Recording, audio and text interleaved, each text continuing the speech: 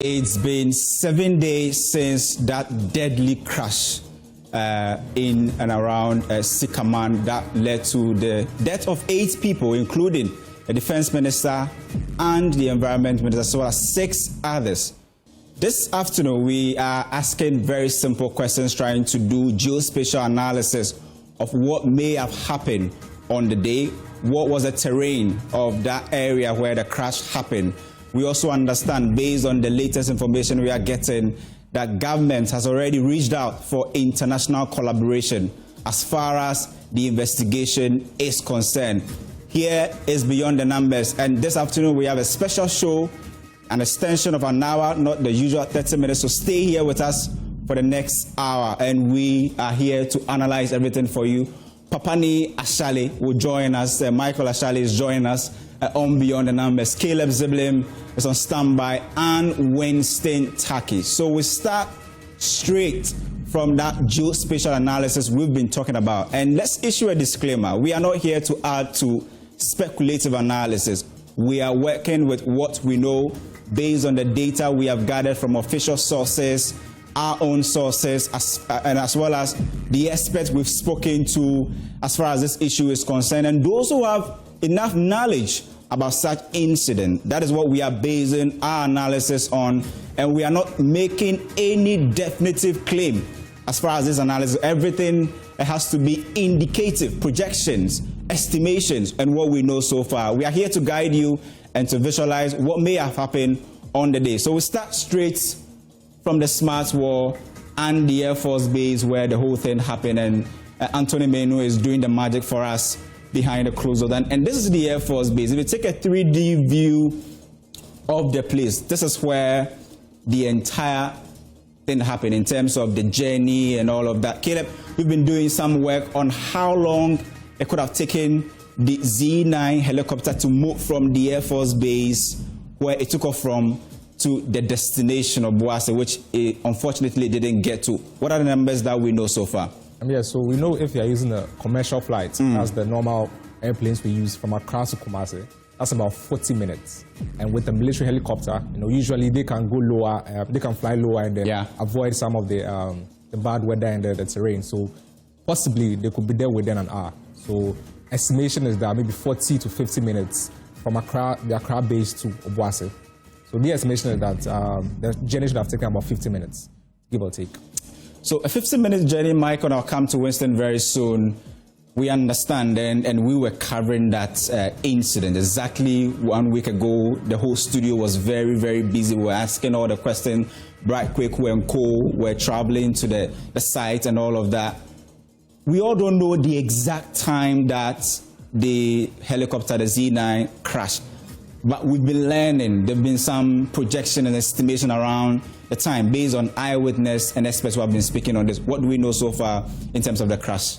Well, so Kofi, but first of all, let's just try to explain that the video that we are showing, you can see the differences. So this is supposed to be the Air Force Base side, but it's lighter in color, tells you that it hasn't been recently updated. Absolutely. Explain that this is a security zone. So definitely Ghana takes that lead in saying that, well, we don't want the updated version of the, we don't want our enemy Tony will to give you a 3D version what exactly that place should look like. But you can definitely see that this is, whole place is updated, even the new sites that have been built here at the Burma camp area. But we know that when they left here, we know the time they left the airport in Accra here. That was around 9:12 a.m. in the morning. And when they got to the place, I mean, if you use Caleb's time to 50 minutes and there were about 4 minutes to the place, then that should put us on between 40 minutes to 45 minutes of flight time in total. And definitely puts us around, around 10:40, there about 10:50, somewhere in the, not 10:40, around 9:12, that should be around 9:45, almost 10 a.m. in the morning. So that should be around the time. But some of the eyewitnesses on the ground tell us that should put us around 10:15 in the morning. Because again of the weather, you shouldn't expect that the max speed of that aircraft would have been utilized in this situation, because you want to see where you are going before essentially you get to where you are going. And if Papa, we were expecting them to land here around the Lane Clay Sports Stadium. Yes. In 50 minutes time, Winston. They were supposed to be here, and the alternative field possibly would have been the AGC Park. Yes. And that's also around the same area. Yeah. Give or take, within 15 minutes, we were expecting them to be either at the Lenkley Sports Stadium or the AGC Park. Now, I want us to go to the crash point. I'll bring in Winston at this point, looking at the topography of the area where the whole thing happened, right? How were we able to map this area? So we had a reporter on ground, Bright Kweku, who sent us coordinates of the area, and we understand that we can't actually give you the specific place that the crash happened. But what we are able to do using the ICAO guideline is to map out where we think that maybe this entire place. So Winston, you can look at the terrain. Yes. And just by looking at what we are seeing so far, a mountainous place where definitely will be an obstacle for every aircraft like helicopters and all of that. What are you seeing in terms of the slope and the mapping area that we've done? We'll come to Sycaman and how far it was to even get close to the crash point. Walking from Sycaman, we understand it took them some 2 hours to even get to this place, Winston. If you look at the assessment, if we are to make definite distances, it tells you that it's probably between, if you're using across the terrain, between the Legon roundabout to Medina. Yeah. That distance stretch tells you how long from the Sycaman to where the crash point was. So it appears that if you look at the structure, most of the topography over there tells you it's a forest area, very wide and thick. And by what we assess from the reportage, it tells you that a lot of farmers were around the crash scene before, and some of them cited the helicopter hitting the mountain. And that is a very interesting reportage. And if you look at the weather pattern reported by the Ghana Meteo Agency, it tells you that usually in the first week of August, that area is likely adjusted with cloudy and foggy.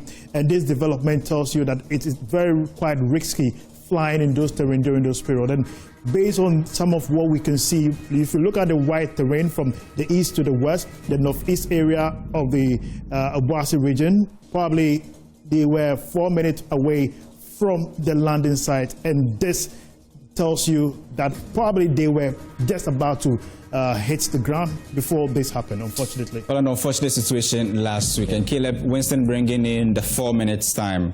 How did you even get that number? We do not know the exact speed of the aircraft, but based on the distance we have calculated, the time of crash, the time that it took off, the estimated time of crash, and the time that the plane took off, we are able to get the average speed of the plane.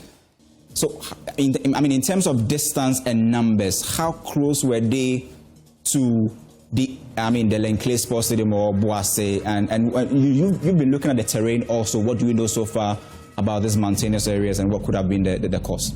Yeah, so based on the crash site, the coordinates we got from our reporter, you can tell that from the crash site to Obuasi, it's just a few kilometers. Yeah. And if you do the average speed it took from Accra to the crash site and then further to the Lankley Stadium, you see that just about 4 minutes. And also, we are very careful because the aircraft goes faster than this. Exactly. The specification of the aircraft are on the Armed Forces website. So if you use the maximum speed, they can be there in about 30 minutes. 30 minutes. Yes, but then weather conditions as well. So I don't even think the plane was moving in a straight line. Yeah, exactly. Because of the weather condition, they might decide to fly lower a bit or move across the mountains and all of that. So that might add time to it. So if you go in a straight line, it would have gotten there way faster. But if it's trying to avoid some of the weather conditions and some of the topography in the area, and as you can see, it's a very mountainous region. And from the elevation from the Google Earth alone, you can see it's very high above. I think that's about 1,000 feet, right? Yeah, 1,000 feet, yeah. So obviously it was not just a clear-cut journey that from Accra to Obuasi, just a straight line. Obviously there will be some trying to meander a bit and all of that. But then based on the distance, it's not far at all from the crash site to Obuasi, about 4 minutes. Wait, so Kofi, what I know, picking up from where Caleb ended was that, so we're speaking to the likes of the Kumasi mayor who tells us that there were at least 2 phone calls that were made. We don't know whether it was just before the crash, but we know that there were minutes before the crash, at least at that time. According to him. Yes, according to him. It didn't sound like there was panic.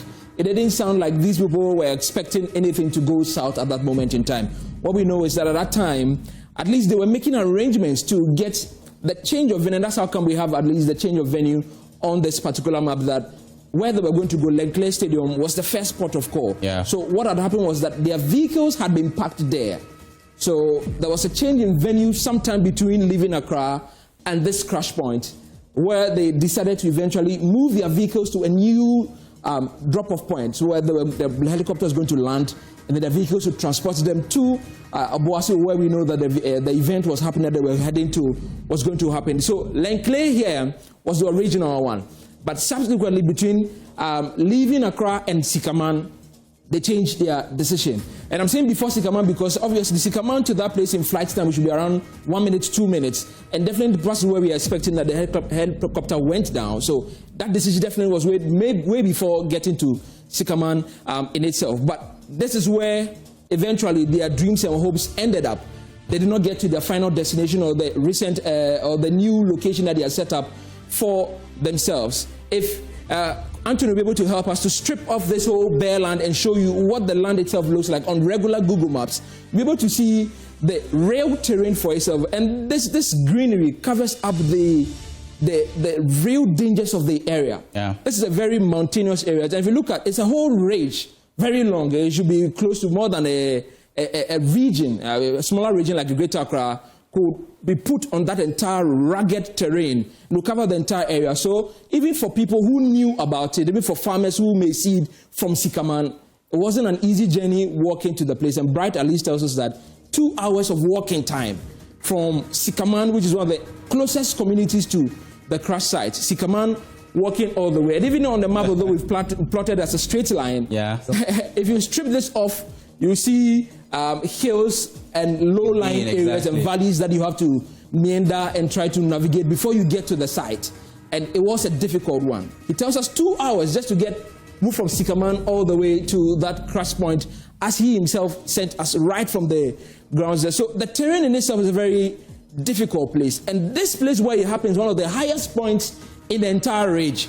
So it must be a lot of issues that comes together for you to crash at this particular point in time. And what we are hoping is what the black box and all the data and the investigations will tell us what really happened for them to land at this particular point in time. So there was something that Winston, our checks this morning actually revealed about training around navigating such terrains, right?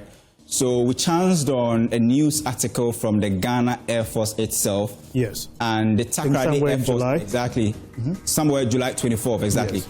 Where the Ghana Air Force base in Tackie, they had a training on how to do safe landing or safety around such terrains and all of that. And we understand that this is the same base that the 3 crew members, including the pilot, all came from the Air Force base in Tackie. They had a training. A week before this? 2 weeks before the crash, about 13 days before the crash. And the main focus was on how to navigate.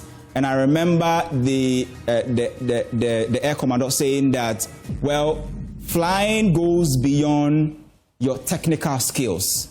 In such moments, it depends on your ability to take certain decisions. Of course, we don't know what happened for the plane to come down at this point. There are several scenarios.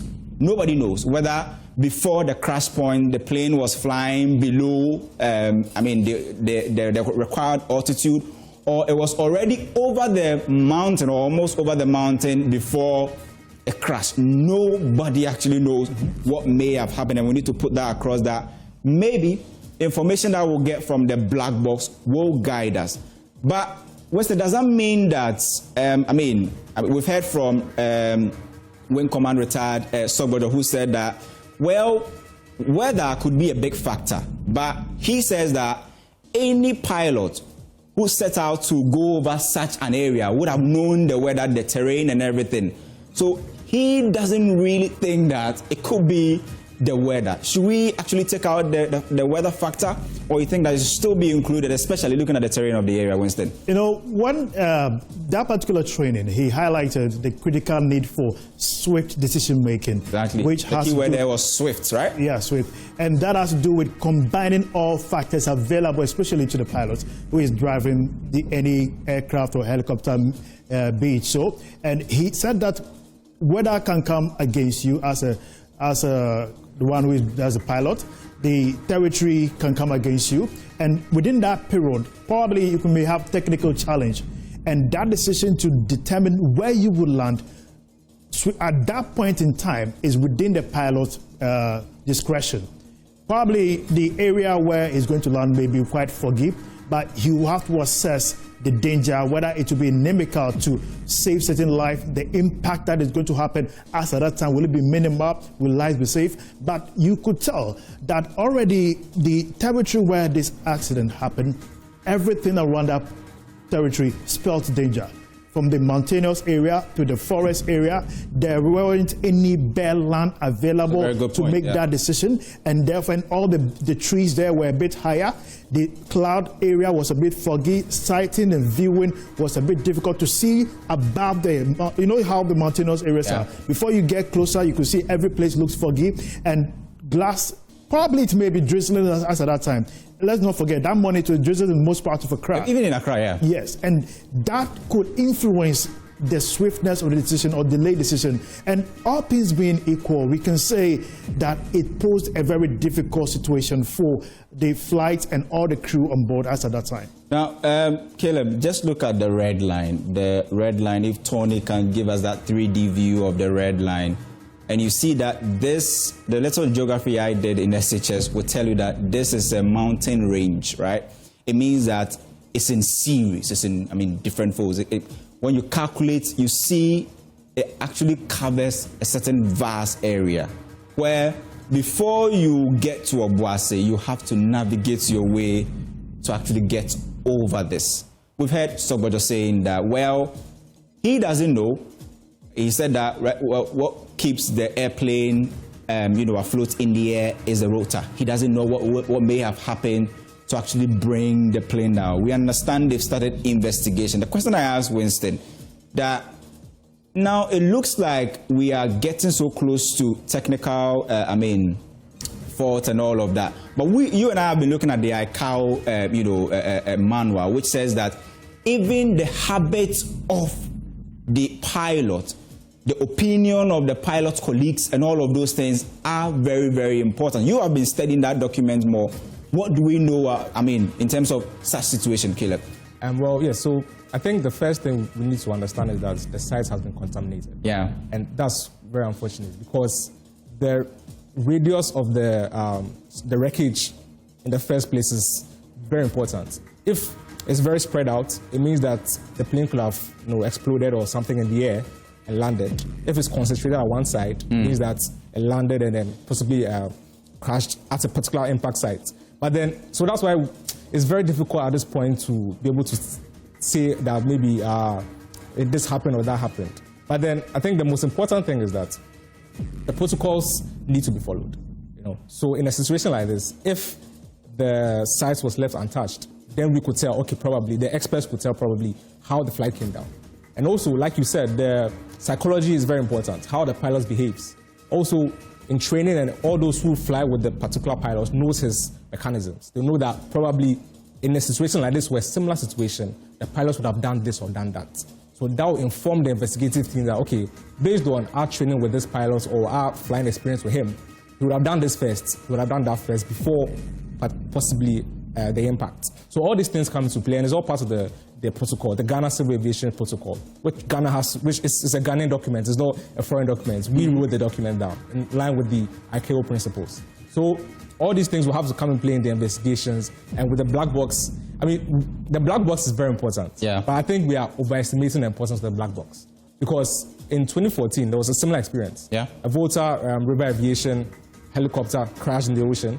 When they brought out the black box, they took it to Paris, France for the analysis and all of that. And when they put out the black box, the cockpit, so the black box is made of the cockpit's voice recorder and the flight data recorder. Yeah. So in the first part, the cockpit's voice recorder, the pilots were speaking Spanish. And then the flight recorder as well, it was from 2010. So it means that the black box was not recording that particular flight. So the black box was essentially useless in that investigation. So putting that aside, the investigators now have to determine the cause of the crash. Depending on other factors. Exactly. And this is where if your site had been contaminated, it makes it difficult. So protocols are very important because of things like this. If the black box cannot, and hopefully it gives us what we need, because we need to determine the cause of the crash and prevent that from happening again. Right? The black box doesn't. That's why the forensics and scientists will tell you that leave everything else. We'll come inside, evaluate the situation before I can move on from there. I think the black box is not necessarily black, as is being mentioned. It is more orange, deep orange in color, and is situated in every flight related device, basically airplane, helicopter, short domestic and international flights, and it's meant to capture data such as Caleb had mentioned. And in this instance, the investigation is still ongoing, and the voice, the temperature, and it's meant that when an accident happens, it can stay on for 30 days until it is being located, and also can endure about over 1,000 degrees Celsius of heat, especially fire and danger-related activities such as what just happened. And if anything can burn except the black box because of the nature of how it's been put in place. And that device has a tendency to capture the weather, the flight, the voice, audio-related activities in the last hours before the main incident. And that basically is what we want our viewers to understand. Well, Papa, I mean, Caleb has spoken about that. I mean, Winston has also spoken about the black box. But I want to talk about the psychology of the pilots. We've heard stories about some of them losing their wives. I don't know how true that is and all of that. We've also heard other stories of some of them being on leave and all of those things. If it's not important, it wouldn't be captured in the ICAO manual. You are, I mean, a master of psychology. You got first class in psychology. In such a situation, how important is it? And I mean, how should we even focus on such data to actually determine what may have happened during that instance? So, Kofi, let's start this way that even to come to work, you have to be in the proper state of mind. If you came at the front desk, the first thing you did was smash the glass, everybody would be concerned. I don't think that you would have ended up on TV because that is not normal behavior, quote unquote. So definitely in a high risk area or a place that exerts a lot of stress and pressure, like flying, the training always is geared towards the psyche of the person who is flying. It is why and your judgment comes from your frontal lobe. And for everybody, it's expected of you to behave in a certain way according to societal norms as well. So if you look at the training manual for even pilots, for instance, they always go through psychological evaluation, because we want to understand how you think, your judgment, what you would do in a certain situation. It's why they go for simulations. So they'll possibly put in a simulator and say that, okay, if you have lost, if you are flying with a helicopter, if you have lost your rotor, that maybe the one at the back and the one on top of you, how do you go about it? Just to understand your sense of judgment. So it's a very critical thing that you do. The background of individuals add to their complete personality. So the fact that I'm a single gentleman, Kofi is a married man, changes our way of life, definitely. So we know that for two of those flight crew, one of them had gotten married a month ago, and the other had just returned from leave, going to see his wife, who just put to bed. So, but these are not high stress things. These are things that bring you happiness, Kofi. I'm sure you are living proof of it, that if you just gotten married, be a very happy man. So, I mean, I'll wait until the investigations conclude. And I'm pretty sure that if you look at the ICAO principle, Annex 13, it talks about some of the individuals that have to come on board. I mean, if you listen to it, there's a flight recorder, and you combine that with some of the other data you have, and you simulate it, and the voice on it sounds distressing, or the voicing goes in a particular direction, they may possibly give room for a psychologist to come on board to analyze the decision of the person that the person has taken. But ordinarily, we're expecting that everybody behind a flying engine is able to take some critical decisions in some critical senses. Not forgetting that we are not saying that the decision or the crash was as a result of the pilot. It could also have been a mechanical problem, which we're expecting, hopefully, that the black box will help us to unravel and understand. That's why my colleague Caleb was also saying that depending on if we had a satellite data, and this is just catchy Google, that is giving us data as and when they have it, and some of these are taken by the Airbus that usually flies over Ghana. But if you don't have it, it only means that we should have fallen on Ghana's own satellite in the skies to pinpoint some of these in debris field. So when you draw a debris field, you tell whether how far from the crash site did some of the parts fall. Is it possible that they could have flown out from possibly an impact explosion or explosion before impact? So these are all things that you could have been able to if you had an aerial view of that. But again, given the area, it would possibly be difficult. But psyche of any individual is very important in a high stress or high pressured environment, and flying is one of those. But military, we know that they train heavily for some of these things, that to think right and properly in a very high stress situation. And in fact, we need to put across that the Ghana Air Force, they have one of the most excellent record in terms of flying. I think we've looked at the data in the last 2 decades. We've not seen more than even 3 deadly crashes. The last time we saw one was in the Itiwa Forest 2002, and we are seeing one now. In all other instances, they've managed to do safe or emergency landing. So they have that excellent record in terms of flying, whether VVIP or whatever. But we actually listened to somebody who actually sent us through the selection criteria, that when some of these tasks come, they select who is going to fly. That pilot comes in with a crew. They assess the aircraft. They do their own tests to see if everything is fine before they fly. They are given weather updates and all of that before they actually do go ahead to fly. We are going into the second leg of our, discussion or analysis, which is the investigation aspect. Yeah. But before we go to that place, we are looking at, because I brought in safe landing and the record of the Ghana Armed Force, I want to ask Caleb. Tony and I, we've been looking at the map, and what we've done is to look at the possible emergency or precautionary landing points available to the pilot before the crash and after the crash. So let's start from before the crash. And the first place that we will take you to will be this area, Adorso. Yeah, Adorso. Tony will give us a 3D view of Adorso and push it up a bit for us to understand how close the whole place was. And per our estimation, that was about 3.9 kilometers away from the crash point. Adorso was about 3.9 kilometers away from the crash point. So before the crash, if you had to do any form of emergency landing, Adorso was available, right? And in terms of our checks, I think it was the furthest from the crash point. Let's take you to more closer, places about 3.4 kilometers and 3.2 kilometers away. Here is Diapompo. Diapompo was about 3.4 kilometers away from the crash point. So if there was any technical fault before crashing, this place was also available to the pilot to actually do the landing. And the obvious town we've all been talking about since last week is Sikaman. And if you listen to the eyewitness, you will see that they saw the plane before it crashed. And when we show you the crash point visualization, you definitely see that the plane had to go over Sikaman before it actually crashed.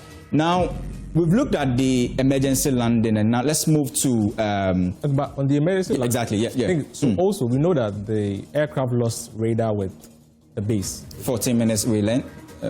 Yes. It lost, according to Colonel Festus Abuaje, right? So we lost radar with their base.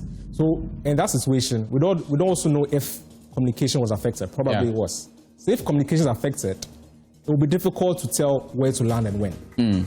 Because you have your flight path. So either you stick to your flight path, or you know the area very well that you can say, okay, there's a landing point. So in this case, you have to rely on visibility. Exactly.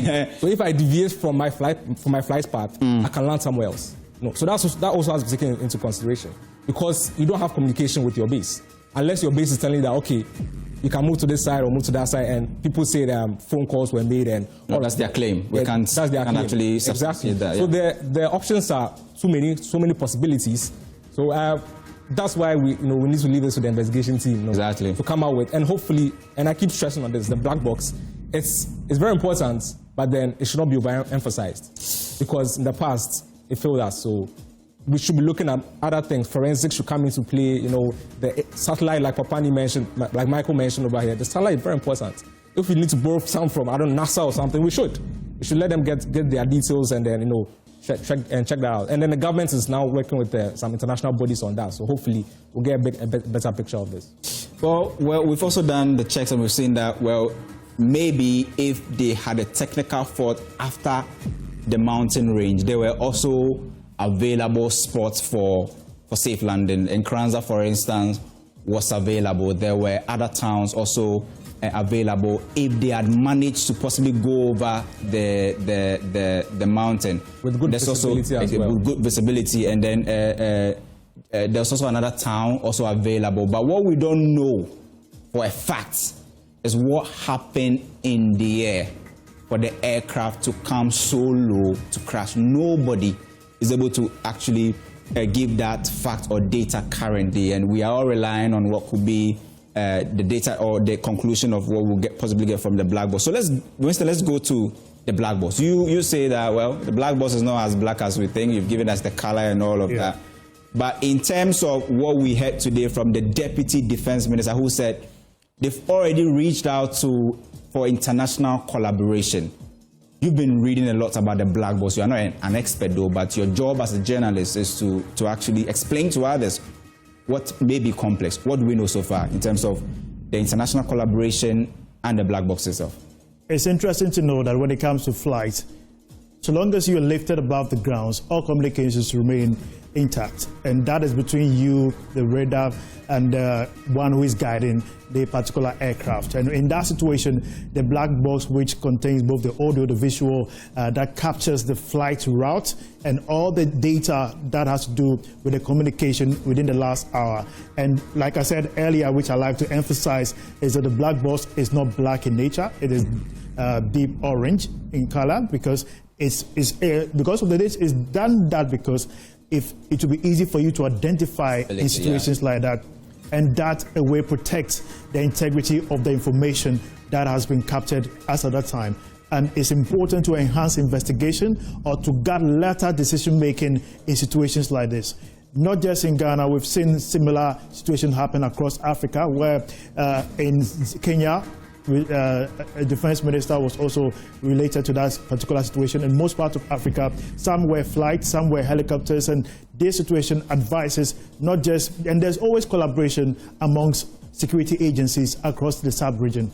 Ghana collaborates with Cote d'Ivoire, with Burkina Faso, and this it has to do with sharing of intelligence and capacity building. So this has been going on for quite some time. Even before early March that way, the former defense minister had a maritime conference where there were key speakers from across the regions, and all has to do with advancing technology in the field of military weaponization and all that. And data became a key part of that conversation. But with that being said, the black box is critical to enhance investigation to help in making the final decision.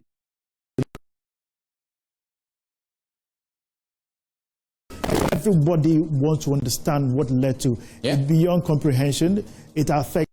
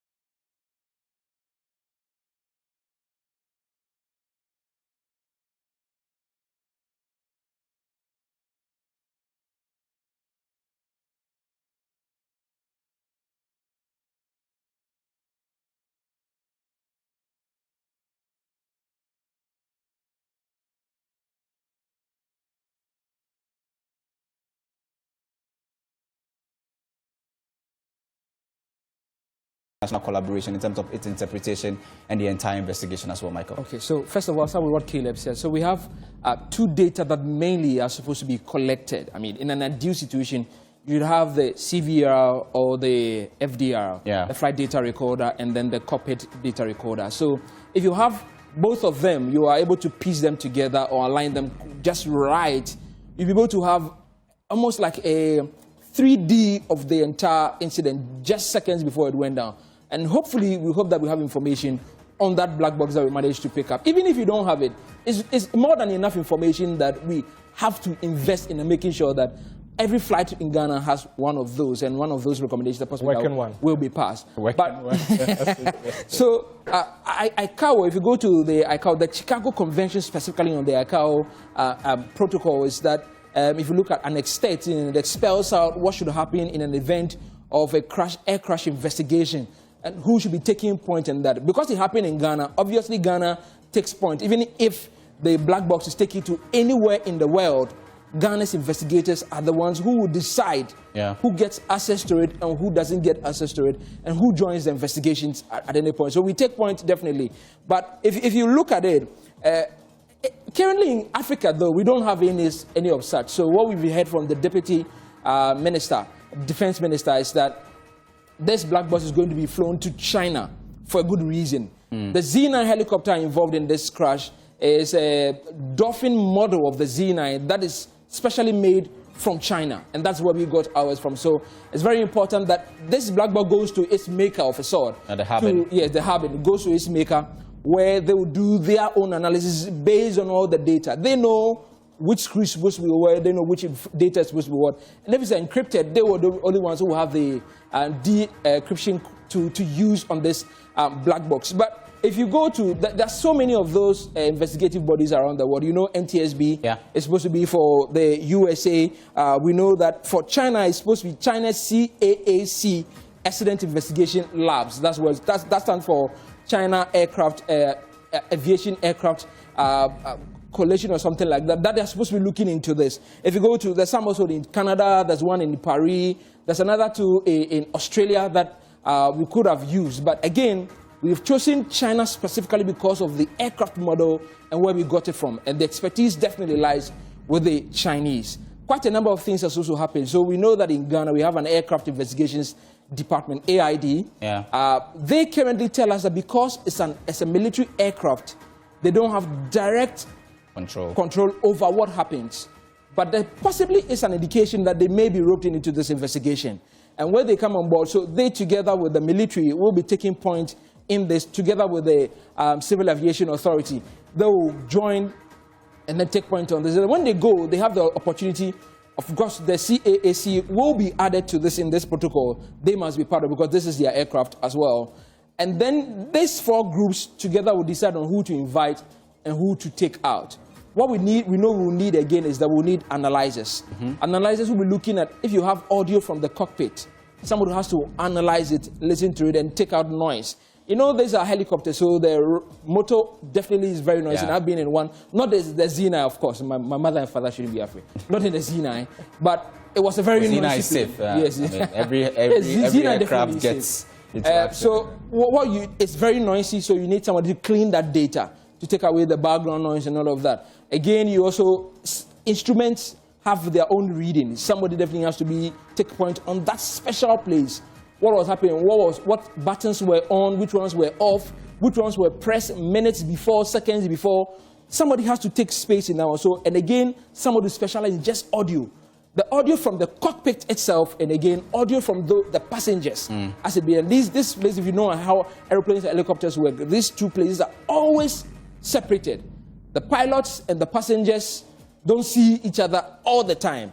So you need all of this in an audio specialty to separate the two. When you put these two, all these information together, you may get a 3D understanding of the few moments before. That is if the data at all exists on the black box. Oh, interesting analysis there. But Caleb, I'll come to Winston. In fact, we are all expecting what could be in the black box and what the interpretation of that data will mean. But I was reading around the whole findings and what could be published and what not. And I understand that not everything, because of security reasons, will be published. And unless the ones that because of public safety, that we need to put it out there for people to know. But Ghanaians are asking questions. Well, in terms of the information that will come out, are you disappointed that maybe you will have to keep some under wraps because of the security reasons? Yeah, I'll be very disappointed because this is a public interest matter. Ministers were on board the flights, other public servants were also on the flights, and then crew members were on the flights. They have families, they have wives, everyone needs to know what happened. Yep. So, because I was trying to look for the report from the Itiwa Forest incident. Can't find it. I was not be able to find one. Yeah. I'm sending emails to see if I can get the official report out. But then other flights, like the Volta River Aviation flight from 2014, I have the report. It's available online. We all have the report. Yeah. You can see what caused the flight. They even take pictures of which buttons were on when they found the wreckage and all of that. So it's very important so that you can tell what caused it and what didn't cause it. You know, so I think the information should be made public. This is a public interest matter. And then we learn from that, especially with the protocols. We all know what happened after the flights occurred. We don't know if all the protocols were followed. If the report comes out, it will tell us which protocol was followed, which wasn't. If we have to punish individuals who did not play their roles right, we have to do that. Because these are lives at stake. Yeah. And these civilians also involved, right? Exactly. And this aircraft carries very important government officials. So if there are some protocol that we need to tighten, we need to add more protocols, the report should spell that out. And then we all know that, so that next time we know who to hold accountable. And talking about next time, Kofi, so investigations like these are done with the public following. Of course, you definitely we are following ourselves, right? We are also you take out the parts that obviously are national security ones, but you make them public because of public concern. Scarily, and we spoke to some people who have told us already that flying at the moment is not on the table at all, especially if it has to be an helicopter. In a matter of 2 weeks, we've had 3 helicopter incidents in Ghana alone.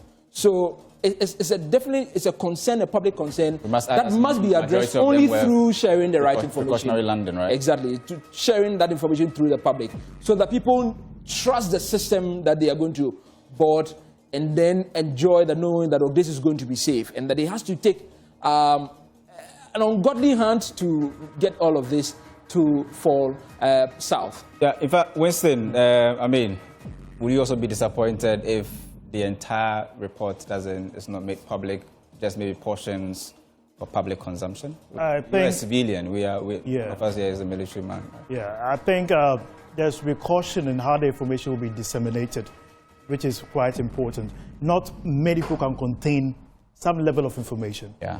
So it has to be disseminated advisably and also through the right strata, especially when it comes to the military, when it comes to civilian, what a civilian can take and what must be kept confidential to advise decision-making and restructuring the models of the aviation sector consequently. Right. And in the worst-case scenario, God forbid though, I'm quite certain the pilot made the right decision. Because if in the worst-case scenario, God forbid, it had landed in a place where there were more people, the situation would have been different. But we also pray that this will never be before the country again. But I'm just hoping that if the investigations comes out, cautions will be taken, and also the media will know how to disseminate information, speaking to the right people, and controlling the narrative.